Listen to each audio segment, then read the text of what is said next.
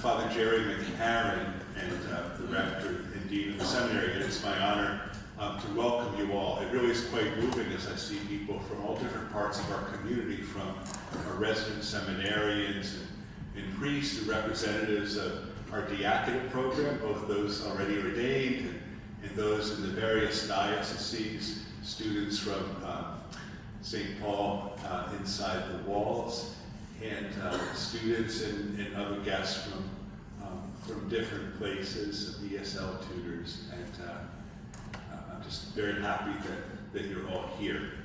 And as we proceed with the second in a series of presentations that come with our Lilly Endowment compelling preaching grant, I just want to say a couple of thank yous. I'd like first of all to thank Dr. Diane Trafflet, without whose work the seminary would not have received this $1.25 million grant. And I wish to thank also Father Dominic Siriaco, who is here as the director of our Preaching as Hospitality grant, and he's been working away, and there are others to thank, but he'll introduce a couple of those others, and I look forward very much to our program being very grateful for having been formed very much by Benedictines. So, as Father Jerry said, my name is Father Dominic Siriaco. I'm the director of the preaching program, formation program that has now been established here at the seminary. So this is our second real big event. In the fall, I did something similar like this, but was trying to unfold the program. So we're still new, we're still developing and growing. And I'm excited to say in that growth that we're beginning, I just want to introduce Alyssa Carolyn in the back there. So Alyssa is now the assistant, administrative assistant for me, so you'll be getting a lot of emails if you're already having gotten those through her, and so I'm very excited to have Alyssa come on board and help me out. And I want to introduce Michael Morano. He's starting Monday, and he's going to be our new web editor and writer. And he's a 2023 graduate of Seton Hall University in history and in journalism, so he'll be helping us get the word out to there. So our team has been formed, and we're looking forward to now growing this preaching program. So thank you to them who are on board, and to Monsignor for his support, Diane, of course, and to the faculty seminarians here at the seminary. So pray that this grows into what God wants it to be. So with that, this evening, I'm very happy, as Monsignor already introduced to you, Abbot Curley and Sister Marlene. It's so good that they're both here, coming back to talk to us about first Benedictine spirituality, but then how that plays into our preaching. And that's what I'm inviting all of us here this evening to do, is we have priests, future priests, we have deacons, and then we have the lay people that are with us here today. And how is it that we preach the message of hospitality, but receive it also? That's what we're going to hear. We want to start with St. Benedict, because when we think of hospitality, the one who always comes up right away is St. Benedict in his rule. As was stated in the rule of St. Benedict, receive everyone as if they are Christ. So that's the beginning of it. And that's what hopefully Abbot Curley and Sister Marlene are going to pour out for us more of what hospitality means to the Benedictines, but how does that apply itself in preaching? And then that's what we can take for ourselves, applying it to our own preaching of being hospitable, whether we are the preacher or the hearer. That's what we are looking at this evening. So with further ado, I'm happy to present to you Sister Marlene and Abbot Curley. I don't know who's first. Sister Marlene.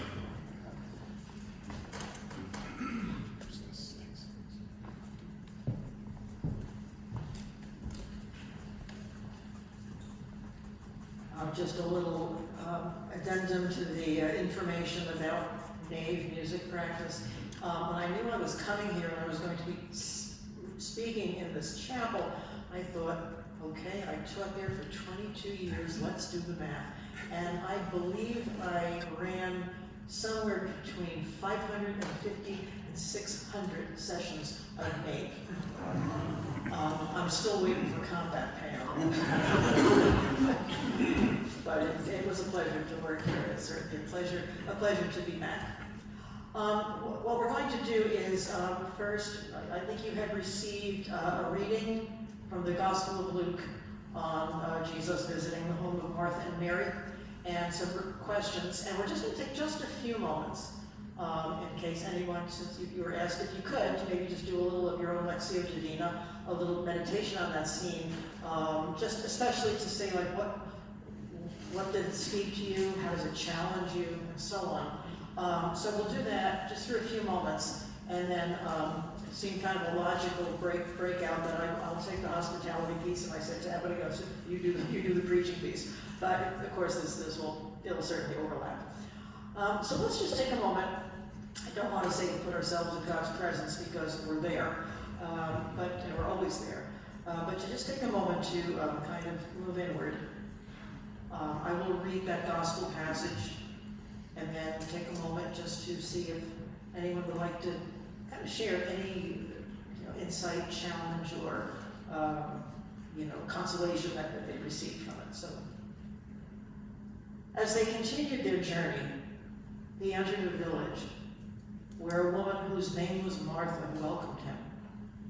She had a sister named Mary, who sat beside the Lord at his feet, listening to him speak. Martha, burdened with much serving, came to him and said, "Lord, do you not care that my sister has left me by myself to do the serving? Tell her to help me." The Lord said to her in reply, "Martha, Martha, you are anxious and worried about many things. There is need of only one thing. Mary has chosen the better part, and it will not be taken from her."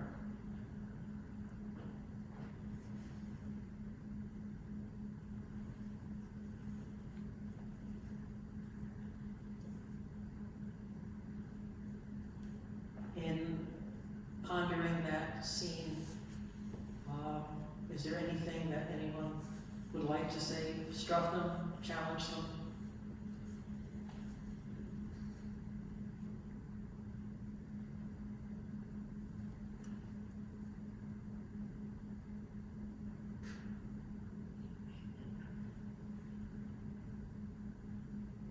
Yes. What my intention about this is that I was praying that sometimes we may have good intentions, but if we don't put God in it, we can be as much as hospitable as possible, but we're not going to be effective. We need to put God right there.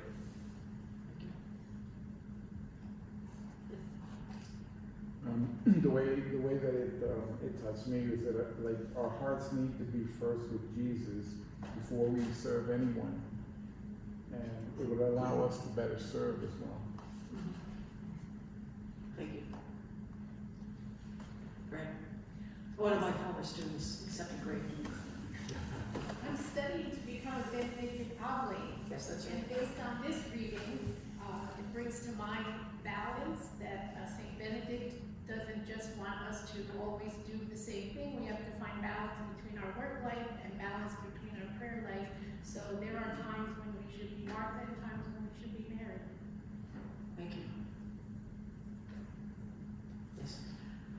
I was thinking that Mary and Martha probably worked as a team together for the hospitality, and she was missing her teammate in serving in the hospitality. Good point. Anyone else?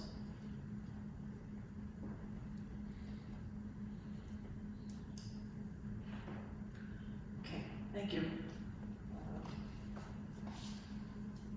I'd like you to just think for a moment of some person that you know in your life. Someone with whom you have always felt from the get-go safe and welcome. Someone who kind of makes you feel like when you're in their presence, you're home. Perhaps we have a number of people in our lives like that, but think of one. Someone who makes, when you're in their presence, you're home. You always feel safe, welcome, unthreatened when you're with them.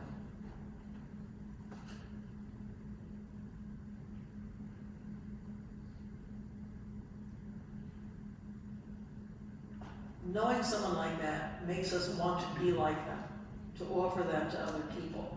And that's really what hospitality is. You know, the iconic kind of picture of monastic hospitality, Benedictine hospitality, is you come to the monastery and, you know, a monk or a nun offers you a cup of coffee or shows you to your room and it's all that. But before we do that point of service hospitality, there is a hospitality that we have to develop within ourselves, with God, with others, and even hospitality to our own self. These people are usually non-threatening because they're not threatened. They've kind of learned to live beyond competition, and so they're very comfortable to be with, approachable. There are 3 levels of hospitality that I'd like to address this evening, and you know, don't worry, you'll get home. Okay. Hospitality to God, hospitality to others, and hospitality to ourselves.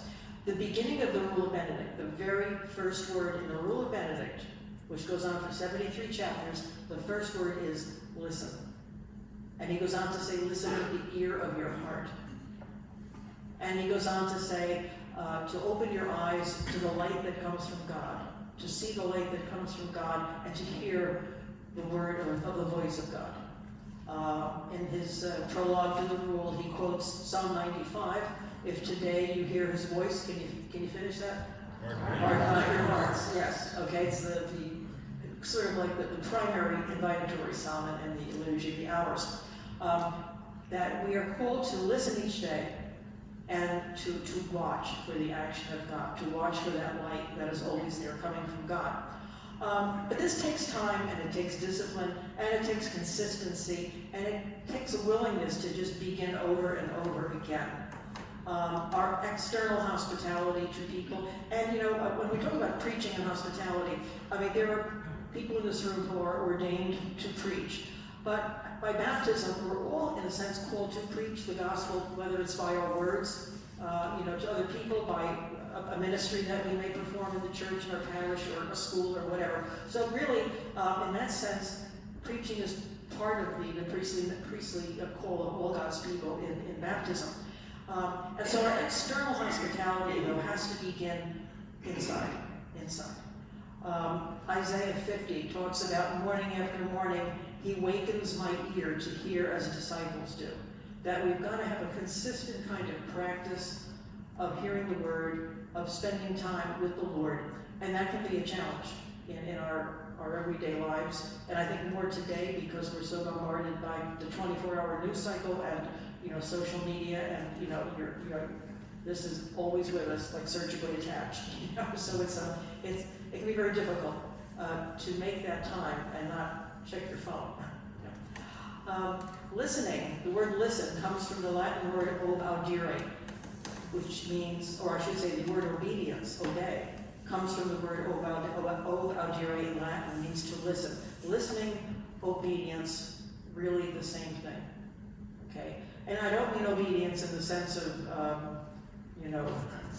sending your dog to obedience school, or the drill sergeant with his clipboard barking out the orders of the day. Obedience is a listening and a responding from the heart.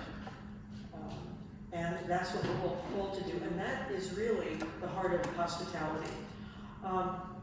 Preaching in any way at all becomes hollow without this very consistent openness and receptivity.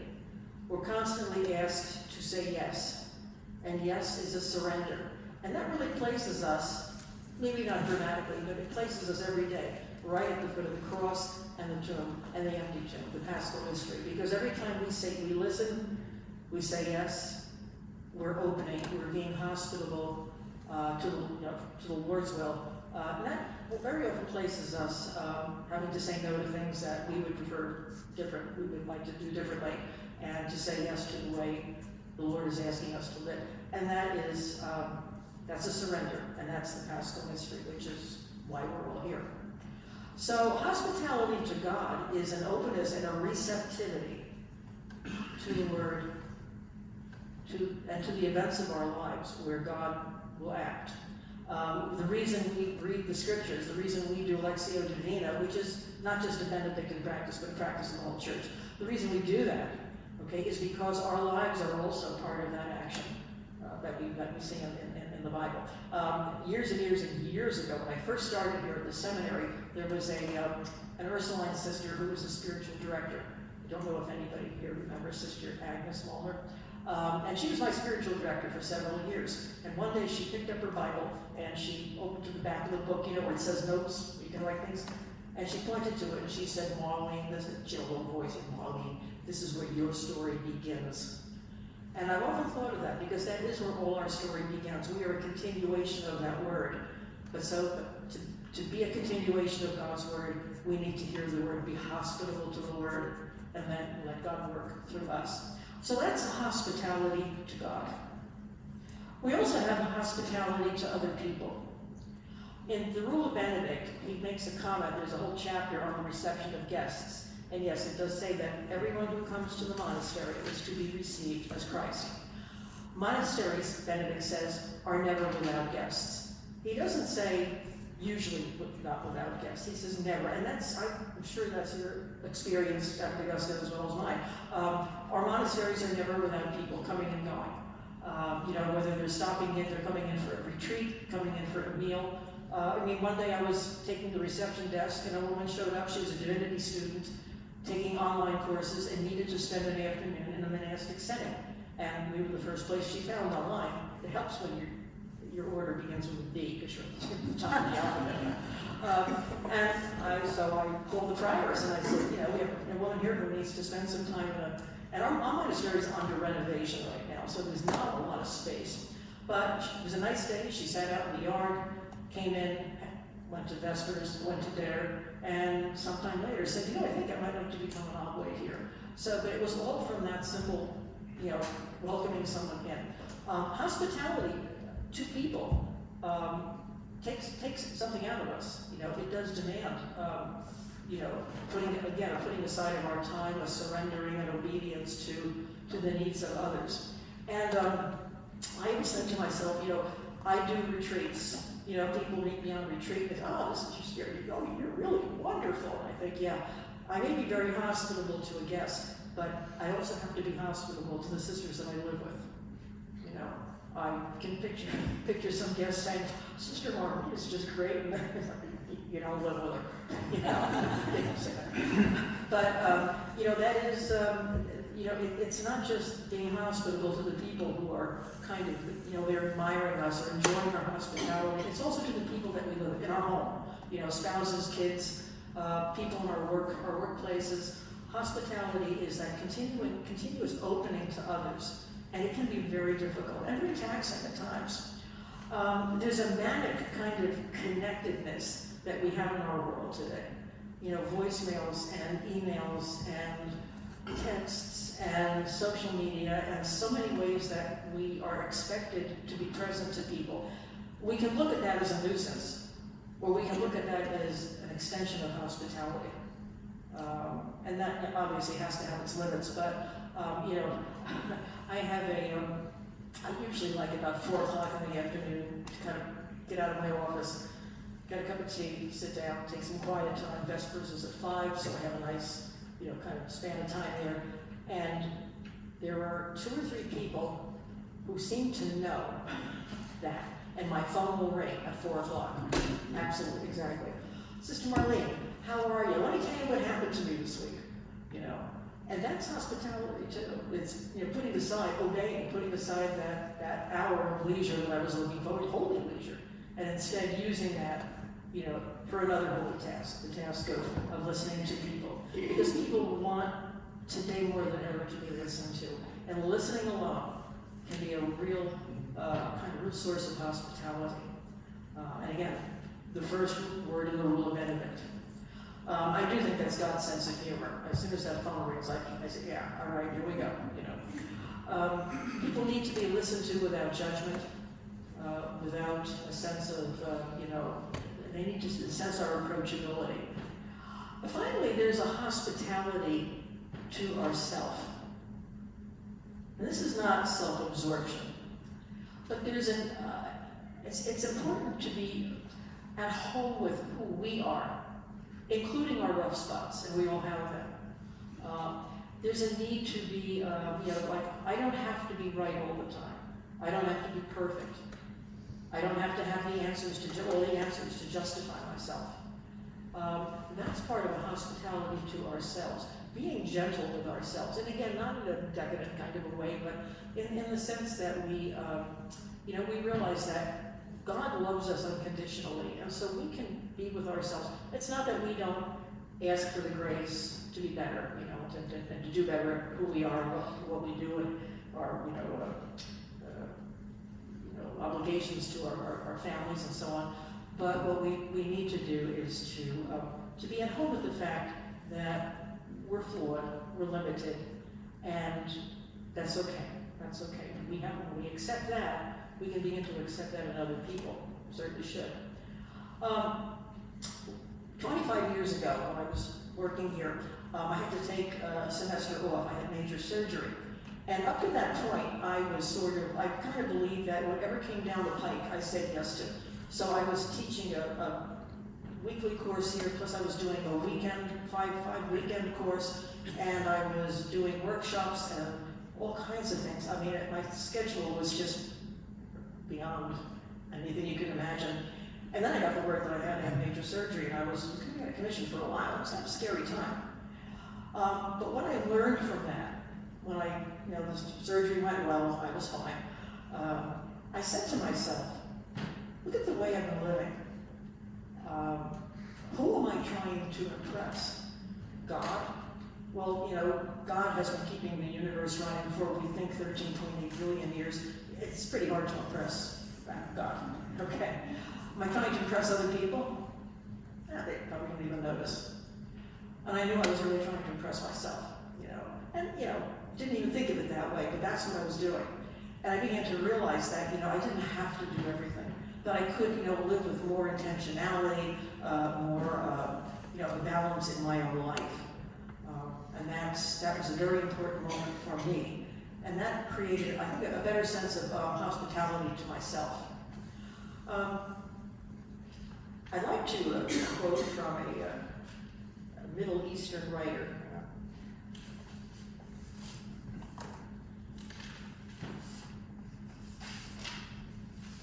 His name was Rumi. He was an Islamic writer. And he talks about the fact that being human, being ourselves, being hospitable to what's in ourselves. He talks about, and his poem is called Guest House, and he says, this being human is a guest house. Every morning a new arrival, a joy, a depression, a meanness. Some momentary awareness comes as an unexpected visitor. Welcome and entertain them all. Even if they're a crowd of sorrows who violently sweep your house empty of its furniture, still treat each guest honorably. He may be clearing you out for some new delight. The dark thought, the shame, the malice, meet them at the door, laughing, and invite them in. Be grateful for whoever, whatever comes, because each has been sent as a guide from beyond. God allows our, our flaws, our rough spots, and works with us through them. And sometimes that's where the light can really begin to shine within us. So we're hospitable to ourselves, we're hospitable to other people, and we're hospitable to God. We say yes. And that is how we preach, whether we're ordained preachers of the gospel or whether we are, just simply preaching with our own lives and our own ministries and so on, which I'm sure everyone here has.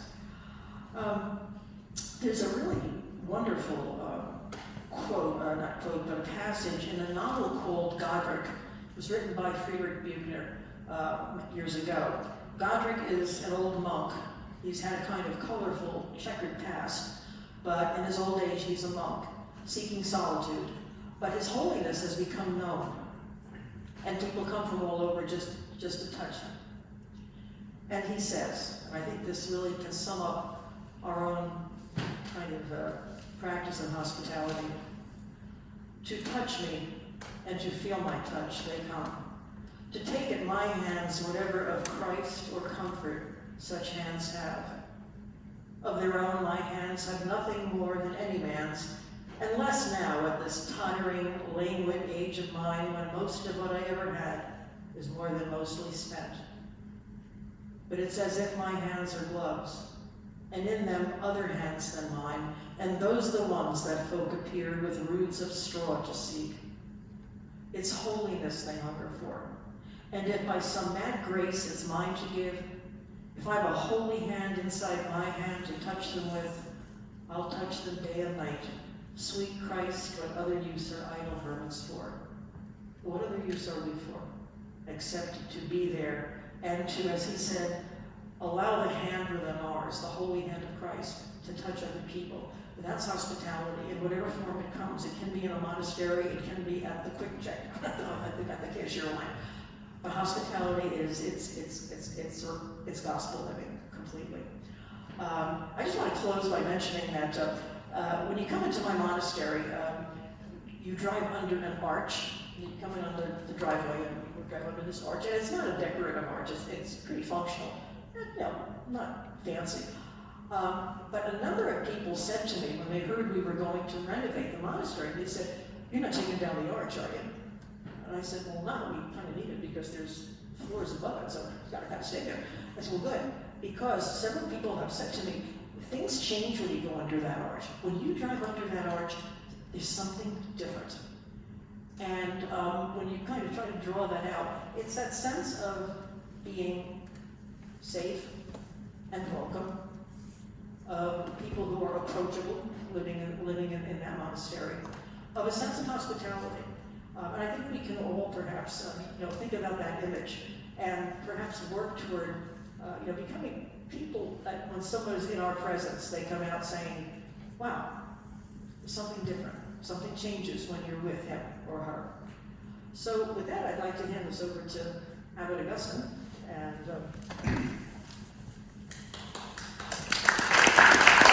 I just wanted to mention that our monastery has a very extensive program of retreats, and we're developing more. And once our renovations are done, we're going to have a lot more room for guests. So if you're looking for a retreat, don't have to go too far. They're pretty affordable. Just Google us on the website, on our website, Benedict and Sisters of Elizabeth. Okay.